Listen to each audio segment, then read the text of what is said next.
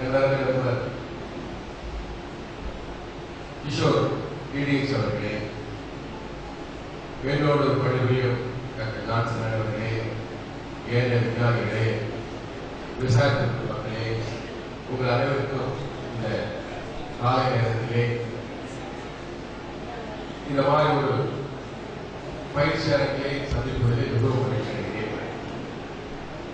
பல்கலைக்கழகத்திற்கு 2 கண்கள் உண்டு என்று சொல்வார்கள். அதாவது ஒரு லாயருக்கு பலதரமான கிளையன்கள் இருப்பாங்க, சங்கம் போட்டவங்க இருப்பாங்க, சங்கம் போடாதவங்க இருப்பாங்க, நல்லவங்க இருப்பாங்க, கெட்டவங்க இருப்பாங்க. எங்களுக்கு 2 கிளையன்ட், 2 மக்கள் எங்களுக்கு 2 கண்களாக கருதப்படுபவர்கள். ஒன்று இங்கே உட்கார்ந்திருக்கும் எங்களோட வாழ செல்வங்கள், இன்று நீங்க இங்கே அமர்ந்திருக்கும் உண்டாசக்கூடிய விவசாயிகள். இவங்க 2 பேர் தான் என்னுடைய கிளையன்ட். வாழ்க்கையிலே ஒரு சிறந்த மனிதர்களை சேவை செய்யறது சிறந்த சேவை அப்படிங்கிறது உணவு கொடுப்பவர்களுக்கு நாம் உதவியாக இருப்பது. ஆராய்ச்சிகள் விவசாயிகள் சென்றடைந்து அவர்கள் இந்த உலகத்துக்கு உணவு கொடுக்கிறார்கள். அவர்களுக்கு செய்யக்கூடிய சேவை ஒரு பெரிய சேவை. அதே மாதிரி அவர்களுக்காக வேண்டி இங்கே படிக்கக்கூடிய மாணவர்களுக்கு செய்யக்கூடிய சேவை பெரிய சேவை. இது சேர்ந்து இருப்பதே மிகவும் சந்தோஷமாக இருக்கிறது. இந்த நேரத்திலே இப்படி ஒரு நிகழ்வை அமைப்பதற்கு மிக பேருதவியாக இருந்த ஆட்சியாளர்களுக்கு இந்த நேரத்திலே நான் நன்றி பாராட்ட கடமைப்பட்டிருக்கிறேன். காய்கறி அப்படிங்கிறது வாழ்க்கையில் சொல்லுவாங்க, உணவே மருந்து. உணவே மருந்து. அப்படி மருந்து போன்ற ஒன்றுதான் காய்கறி. ஒரு டாக்டர்கிட்ட நோய் வந்தா போய் உட்கார எனக்கு மருந்து உதவி. ஆனா நோய் இல்லாமல் இருப்பதற்கு மருந்து கொடுப்பவர்கள் இங்கே உட்கார்ந்து இருக்கக்கூடிய காய்கறி விவசாயிகள். ஒரு வகையில் விவசாயிகள் எங்கள் அனைவருக்கும் நுகர்வோர்கள் என்ற காலத்தில் நான் ஒன்று, எங்கள் அனைவருக்கும் நீங்க தான் டாக்டர். ஒரு சொல்லுவாங்க, எந்த பருவத்திலே எந்த காய்கறி எளிதாக கிடைக்கிறதோ, குறைந்த விலையில் கிடைக்கிறதோ அந்த காய்கறி உண்டு. அதெல்லாம் காஷ்மீர்கள் ஆசைப்படுகிறேன். ஒரு மனிதர் ஒரு நாளைக்கு குறைந்தது 300 கிராம் காய்கறி சாப்பிடும். 300 கிராம் 300 கிராம் அப்படியே சாப்பிடலாமா, சாப்பிடலாமா? இருக்க குழந்தைகளுக்கு தான் உலக கீரை பிடிக்காது. அப்படி உலகக்கா சாப்பிடலாமா, இல்ல ஒரு சிலருக்கு கீரையா சாப்பிடலாமா அப்படின்னா 110 கிராம் கீரை, 110 கிராம் பழ வகைகள், தக்காளி, அந்த மாதிரி ஒரு 60 கிராம் கிழங்கு வகைகள் இப்படிதான் சாப்பிடும். சில பேர் எதுக்கு சொல்ல சாப்பிட முடியுமான்னு கேட்கல. ஒரு மனிதன் கிட்டத்தட்ட ஒரு நாளைக்கு 300 கிராம் சாப்பிடும். இந்தியாவிலே ஒரு மனிதனுக்கு 100 கிராம் தான் கிடைக்கும். இன்னும் 200 கிராம் கிடைக்கும். இன்னும் 200 கிராம் கிடைக்கிறதுனால உற்பத்தி செய்து சரியான நேரத்திலே கொடுத்தோம்னா விவசாயிகள் நல்ல லாபம் பெறலாம். இந்த உற்பத்தி செய்து சரியான நேரத்திலே கொடுக்கும்போது நல்ல லாபத்தை பெறலாம் அப்படிங்கிறது என்ன அப்படின்னா, ஒரு பாயிண்ட் நீங்க எல்லாருமே சார் நாங்க கத்திரிக்காய் 5 ரூபா போகுது, 10 ரூபா போகுது, 4 ரூபா போகுது. என்ன பிரச்சனை அப்படிங்கிறது மட்டும் ஒரு பிரச்சனையை மட்டும் உங்களுக்கு முன் வைத்து அதுக்கு தீர்வு எப்படி காண்பது சொல்லிட்டு நான் போயிருக்கேன். இப்போ நாம் உற்பத்தி பண்ற காய்கறிகள் சில சமயம் மொத்த செலவுக்கு அடக்கம்லாம் கூட போயிடும். எனக்கு நல்ல ஞாபகத்துக்கு 20 வருடத்துக்கு முன்பு என்னோட பேராசிரியர் வேலை செஞ்சவங்க தான் நான் தக்காளி தோப்பு தக்காளி போட்டுட்டு அவங்க அறுவடை செஞ்சு கொடுத்து கடையில் வந்துட்டு கடைக்காரருக்கு 10 ரூபா 20 ரூபா என்ன அப்படின்னா அறுவடை செய்த செலவு கூட காசு இல்லை. அறுவடை செஞ்சு டிரான்ஸ்போர்ட் பண்ணி கூட இதெல்லாம் கொண்டு போய் கொடுக்கும்போது அவர் ஒரு கிலோக்கு வந்து 1 ரூபா 50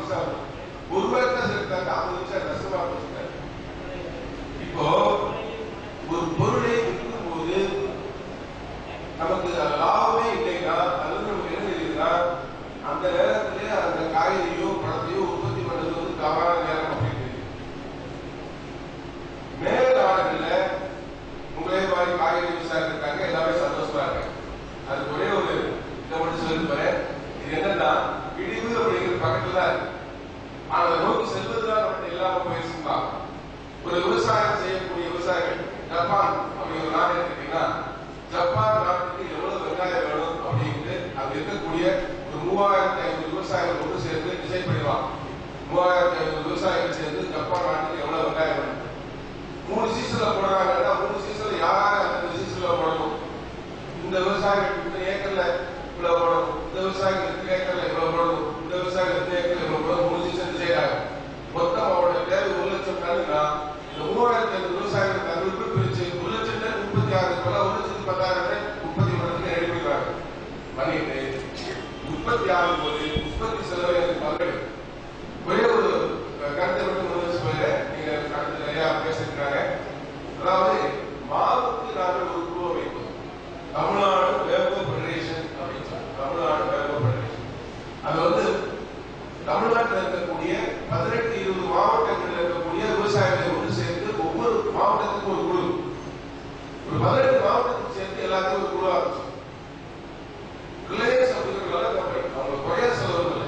ரிலையன்ஸ் ஒரு கம்பெனி, பழங்களை விவசாயிகளுக்கு வாங்கி விற்கக்கூடிய ஒரு கம்பெனி. அது போய் என்னோட விவசாயி ஒன்று இருக்காரு தென்காசியில், அவர் பேர் மாரிமுத்து, பேர் பிகே மாரிமுத்து. அவர் கிரேட் பண்ணி இருக்கிறது அவ்வளவு பெரிய சிறந்த விவசாயி. அந்த விவசாயிகிட்ட போய் அல்போன்சா மாம்பழத்தை 30 ரூபாய்க்கு கொடுங்க அப்படின்ட்டு. அல்போன்சா மாம்பழம் எல்லாம் தெரியும், இருக்காரு விவசாயிகள் கொடுக்குறாரு. இவங்கெல்லாம் அவரோட பேசும்போது எளிதா நீங்க அவங்க என்ன செஞ்சாங்க, என்ன செஞ்சா தப்பு, என்ன செஞ்சா ரைட்டா அப்படிங்கிறது எளிதா ஆன்சர். ஆக இந்த நிலையிலே நீங்க வந்து இந்த காய்கறி சார்ந்து பேச ரொம்ப ஆர்வமா இருக்கீங்க. உங்கள் அனைவருக்கும் நன்றி. வாய்ப்பு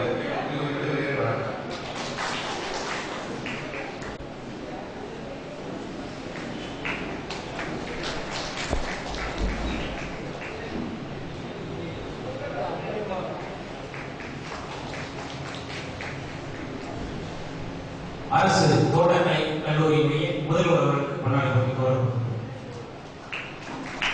வேளாண்மை துறையினுடைய இணை இயக்குநர் அவர்களுக்கு பொன்னாடை போட்டிக்கு வரும்.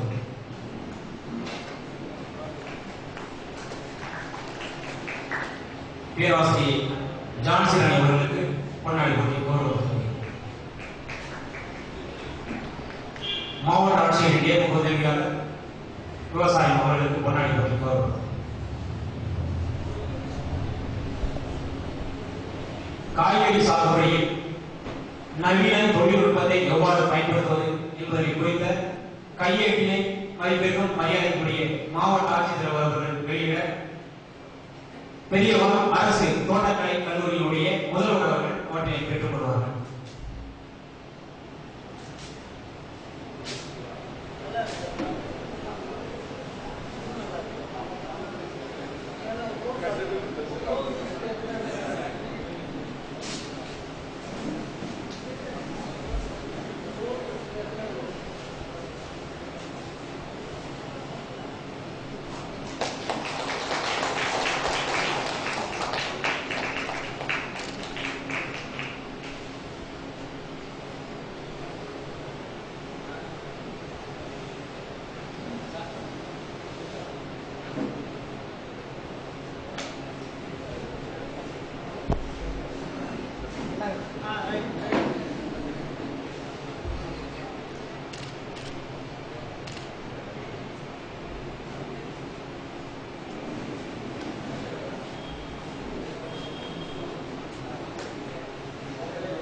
இவ்விடிய கருத்தரங்கிற்கு வருகிற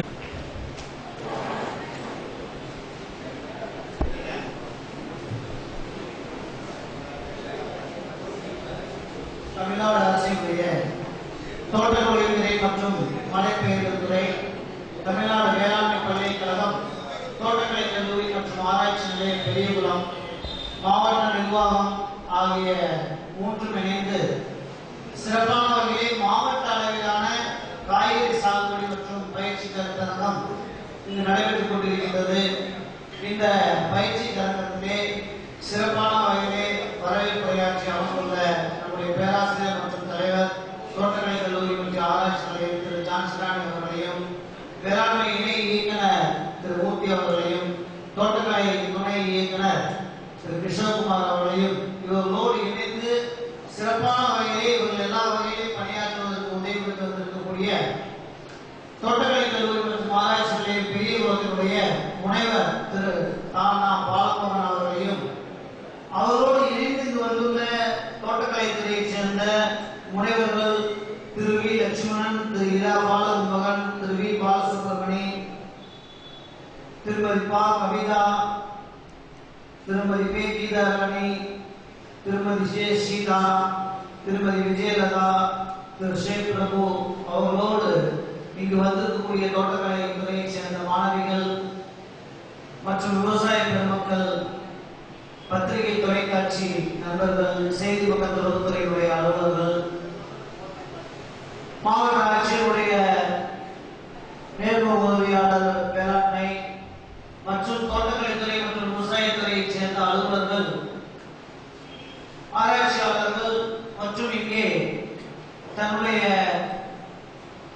நிறுவனத்துடைய பொருளை விவசாயிகளுக்கு விளம்பரப்படுத்த வேண்டும் என்று வந்திருக்கக்கூடிய நிறுவனங்கள், பல்வேறு வகையில் விவசாயத்தோடு தொடர்புடைய மக்கள் அனைவரையும் வரவேற்று சிறப்பான வகையில் எனக்கு முன்னால் பேசிய நம்முடைய இணை இயக்குனர், நம்முடைய முனைவர் மற்றும் பேராசிரியர் ஆகியோர் அனைவரும் நல்ல வகையிலே சில கருத்துக்களை கூறினார்கள்.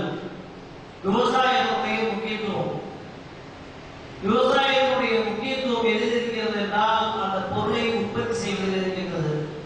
அதற்கு அடுத்தபடியாக அந்த பொருளை மார்க்கெட்டிங், விவசாய பொதுமக்களுக்கு கொண்டு செல்வதிலும் இருக்கின்றது.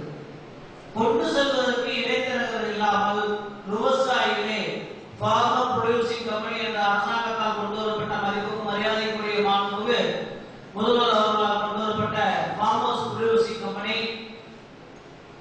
மத்திய அரசாலும் அந்த திட்டம் செயல்படுத்த நடவடிக்கை எடுக்கப்பட்டு வருகிறது. அதில் விவசாயிகள் தங்களுடைய உறுப்பினர்களாக சேர்ந்து கொண்டு 1000 ரூபாய் உறுப்பினராக சேர்ந்து கொண்டீர்கள் என்றால் அவர்களுக்கு அரசாங்கம் பணமுதவி செய்து நீங்கள் வியாபாரிகளாகவும் மாறுவதற்குரிய வழிவகை செய்து வருகிறது. இந்த வியாபாரத்திலே முக்கியமாக கவனிக்க வேண்டியது என்னவென்றால் சிறப்பான வகையிலே ஜப்பானை பற்றி சொன்னார். ஆனால் அதே நிலைமை நம்முடைய நாட்டில் இன்று ஏற்படுத்தலாம். இந்த வாட்ஸ்அப் குரூப், ஸ்கைப், அது மட்டும் இல்லாமல் உங்களுக்கு சிறப்பான வகையிலே வந்திருக்கக்கூடிய பல்வேறு விதமான சோசியல் மீடியாக்களிலே இந்த விவசாயிகளை இணைக்கலாம் அல்லது இன்டர்நெட் மூலம் சிறப்பான வகையிலே உங்கள் அனைவரையும் இணைத்து தக்காளி வேண்டும் என்றால் தக்காளியுடைய தேவை எவ்வளவு இருக்கிறது கடந்த 10 ஆண்டுகள் வியாபாரமானவற்றை எடுத்துக்கொள்ள வேண்டும். பால்னா பாலுடைய தேவை எவ்வளவு, வெண்டைக்காய்னா வெண்டைக்காயுடைய தேவை எவ்வளவு, தோரம் பருப்பு தேவை எவ்வளவு, பச்சை பருப்பு தேவை எவ்வளவு, தேங்காய் தேவை எவ்வளவு என்பதை பற்றியெல்லாம் ஒரு ஐடியா. தக்காளி போடுறீங்க, ஆனா தக்காளி குறைஞ்சு போயிடுது. வாழைக்கு வேலை குறைஞ்சிச்சுன்னா எல்லாருமே வாழையை விட்டுட்டீங்க, இப்ப வாழை தண்ணி ஏறிடுது.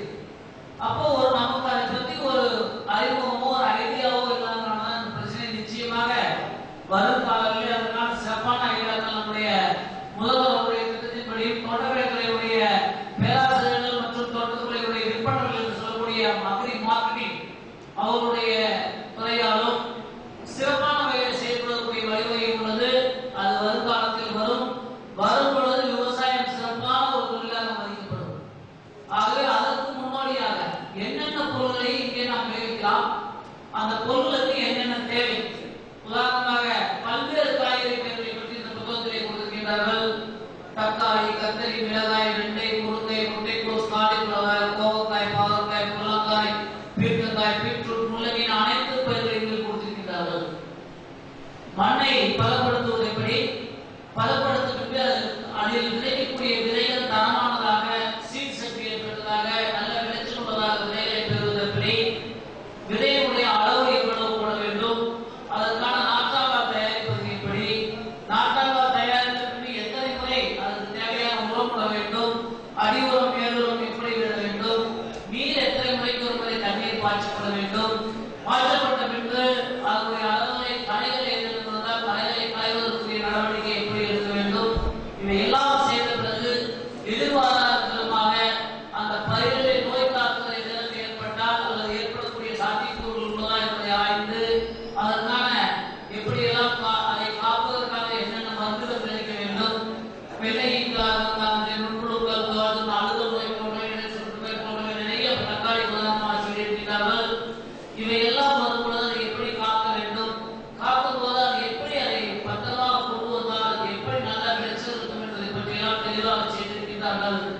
இதற்கு அடுத்தபடியாக தமிழ்நாடு வேளாண்மை பல்கலைக்கழகத்திலே உங்களுக்கு வெப்சைட்ல போய் யூடியூப் அதெல்லாம் பாத்தீங்க அப்படின்னா தக்காளி பயிரிடுதல் நீங்க கேட்டீங்கன்னா டீடைலா வீடியோ எப்படி மண்ணை பதப்படுத்துறது, உழவு போடுறது, விதைகளை நடுவதிலிருந்து எப்படி அதை செய்யலாம் என்பதை கூடவே உங்களுடைய அனுபவம் இருக்கும். நீங்களும் அதை எடுத்து எழுதினீர்கள் என்றால் அதை சிறப்பான வகையில் செய்வதற்காக பல்கலைக்கழகம் தயாராக இருக்கிறது. ஆகவே இதை ஃபீல்டு லேப் டு ஃபீல்டு என்று சொல்லக்கூடிய நிலத்திற்கு கொண்டு சொல்லக்கூடிய விவசாயிகள் அந்த நிலத்திற்கு எப்படி கொண்டு செல்ல வேண்டும் என்று சொல்லக்கூடிய சயின்டிஸ்ட் மற்றும் ப்ரொஃபசர்ஸ் அவங்களோடு இணைந்து இதை சிறப்பான வகையை சென்றால் உலக அளவிலே போட்டி போடக்கூடிய அளவுக்கு நம்முடைய விவசாயத்தை முன்னேற்ற முடியும். விவசாயத்தை முன்னேற்றுவதோடு மட்டுமல்லாமல் அது விற்பனைக்கு உகந்ததாக மாற்ற வேண்டும் என்றால் நீங்களே வியாபாரிகளாக மாறி செய்வதற்குரிய வழிவகையை செய்வீர்கள் என்றால் குறைந்தபட்சம் மினிமம் கேரண்டி என்று சொல்லக்கூடிய குறைந்தபட்சங்களை நாம் குறைப்பதற்குரிய வாய்ப்புகள் உள்ளன. ஆகவே நன்கு பயன்படுத்திக் கொள்ளுங்கள். சிறப்பான வகையில் முன்னேற்றம் உள்ள மெக்கனைசேஷன், அதாவது இயந்திரமயமாக்குதல் என்பதை பற்றியெல்லாம் தெளிவாக தெரிந்து கொண்டு என்னென்ன இயந்திரத்தை என்னென்ன பயன்படுத்த வேண்டும் என்பதை பற்றி தெரிந்து கொள்ளுங்கள். உங்களுக்கு ஒரு நல்ல முன்னேற்றத்தை கிடைக்கும். ஆகவே நன்றாக பயன்படுத்திக் கொள்ள வேண்டும் என்பதற்காக இது போன்ற கருத்தரங்குகள் ஏற்பாடு செய்யப்படுகின்றன. நிறைய பேர் சொல்லி வந்து பார்ட்டிசிபேட் பண்ண சொல்லுங்க. நிறைய பேருக்கு இந்த விஷயங்கள் போய் சேர வேண்டும். எப்படி செய்வது என்பதை பற்றியெல்லாம் நாங்கள் இப்ப கூட கடந்த ஒரு 4-5 தினங்களுக்கு முன்பு அந்த லேசர் லெவலிங் மூலம் நிலத்தை மேம்படுத்துதல் எதற்காக செய்ய வேண்டும்? தண்ணீர் ஓரத்திலே தேங்கி இருக்காம நிலம் பூரா தண்ணீர் தேங்கி இருந்தால் குறைவான அளவு தண்ணீர் நெற்றை பயன்படுத்தினால் போதும். ஒரு பகுதி மேற்கு பகுதியாக ஒரு பகுதி பள்ளமாக இருந்தால் மேற்கு பகுதிக்கு தண்ணீர் செல்லாது, பள்ளப்பகுதியில் அதிக தண்ணீர் செல்லும். இதில் நாற்றுகள் அழுகி விடக்கூடிய வாய்ப்பு இருக்கு. அது நாட்டு தண்ணீர் பெறாமல் வட்டி விடும் வாய்ப்பு இருக்கு. அந்த லேசர் லெவலிங் மூலம் பண்ணா எப்படி நன்றாக இருக்கும் டிராக்டர்ல போய் பார்த்தோம்.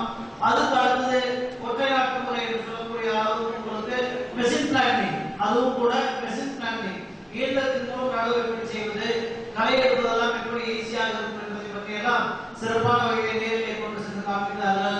அதுக்கு அடுத்தது உங்களுக்கு பார்த்தீங்கன்னா குக்கும்பர் நம்முடைய அழகான வகையிலே உங்களுக்கு அந்த ஸ்டாமினேட்டுகளை எப்படி விளைவித்தல், எப்படி மார்க்கெட்டிங் இருக்குது என்பதை பற்றி எல்லாம் நேரிலே சென்று பார்ப்போம். நீங்கள் விவசாயிகளும் அதற்காக முன்னாடியாக சென்று சிறப்பான வகையில் உங்களுக்குள் ஒருவர் போட்டி போடாமல் ஒரு குழுக்களாக ஏற்படுத்திக் கொண்டீர்கள் என்றால் நல்லது ஒரு முன்னேற்றை காணலாம் என்று கூறிக்கொண்டு இந்த கருத்தரங்கின் மூலம் உங்களை சந்திக்க வாய்ப்படுத்துவதற்காக நன்றி கூறி விடுவித்துக் கொள்கிறேன். நன்றி.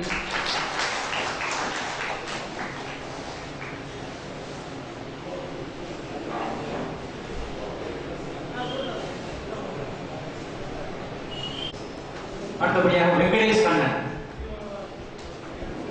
மணியம்பட்டி, சுப்பையா தாப்பனார்வே சங்கர் நாயக்கர்,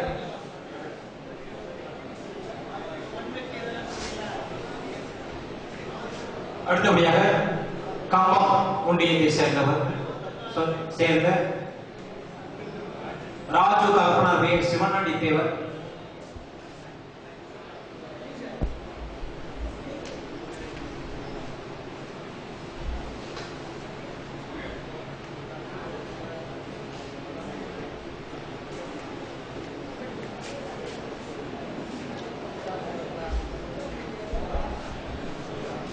முக்கப்பன் தகப்பனார்வே ஐயா தேவர், அடுத்தபடியாக சின்னமுழு ஒன்றியத்தை சேர்ந்த பையனாளிகள் முருகன் தகப்பனார்வே வெள்ளையன் முத்துலாபுரம், பழனியப்பன் தகப்பனார்வே மொட்டையன் முத்துலாபுரம்.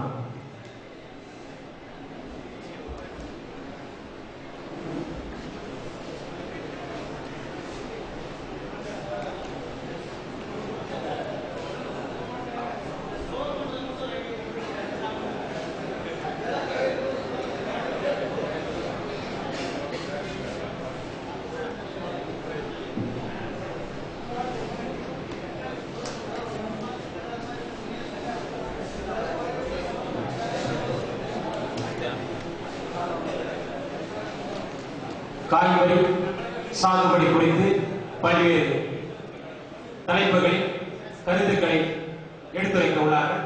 இந்த கருத்தரங்கம் தொடர்ந்து நடைபெற இருக்கின்றன. அவற்றை விவசாய பெருங்குடி மக்களும் மாணவ மாணவியர்களும் பயன்பெறுமாறு உங்கள் அன்புடன் கேட்படுகிறேன்.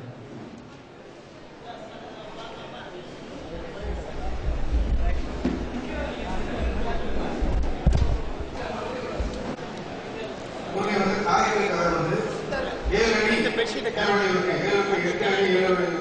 நட்டு வந்தோம். பட் இப்போ அன்னை காலங்களில் பாத்தீங்கன்னா முருங்கையில இருக்கக்கூடிய சத்து, முருங்கை இலையில் இருக்கக்கூடிய சத்துக்களின் பயணம் தெரிஞ்சு வெளிநாடுகள்ல அதிகமான வாய்ப்பு இருக்கு.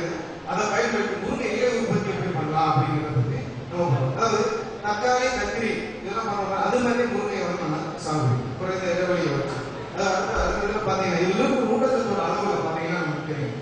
கேரட் சாப்பிடுறது இது வந்து நம்ம ஒரு 100 கிராம் முருங்கை இலையை சாப்பிட்டோம் அப்படின்னா 100 கிராம் கேரட்ல இருக்கக்கூடிய வைட்டமின் ஏயோட 10 மடங்கு அதிகமாக இருக்கு. அடுத்து பாத்தீங்கன்னா பால் 100 மில்லி பால் சாப்பிடுறத விட 17 மடங்கு கால்சியம் சத்து அதிகமா இருக்கு. பனானா வாழைப்பழத்துல இருக்கக்கூடிய 15 மடங்கு பொட்டாசியம் இருக்கு. கீரைகள் மற்ற கீரைகள் வந்து இரும்பு சத்து அதிகமா இருக்கு. பாலாடை கட்டியில் இருக்கக்கூடிய புரதத்தை விட நமக்கு 9 மடங்கு அதிக ஊட்டச்சத்து வந்து முருங்கை இலை இருக்கு. இவ்வளவு சத்துள்ள ஒரு முருங்கை இலையை வந்து நம்ம வந்து சாகுபடி செஞ்சு விற்பனை செஞ்சோம் அப்படின்னா நல்லா பயன்பட